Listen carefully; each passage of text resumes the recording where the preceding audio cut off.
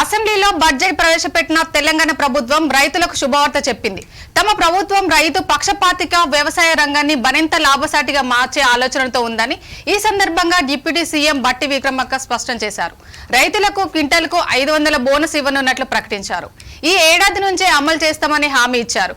మొత్తం 33 రకాల సన్న వడ్లకు ఇది వర్తిస్తుందని, దీని ద్వారా వరి పంటను లాభసాటిగా మార్చడమే తమ లక్ష్యమన్నారు.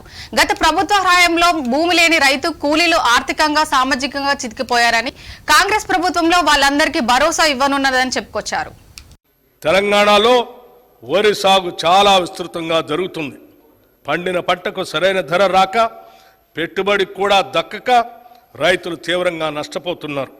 రాష్ట్రంలో సన్న రకం వరి ధాన్యాల సాగును ప్రోత్సహించడానికి ప్రభుత్వం 33 రకాల వరి ధాన్యాలను గుర్తించి వాటిని పండించిన రైతుకు క్వింటాలకు 500 రూపాయల బోనస్ చెల్లించాలని నిర్ణయించాం. దీనివల్ల సన్న రకాల వరిని పండించే సాగు భూమి విస్తరణ పెరిగి రైతులకు ఆర్థిక ప్రయోజనం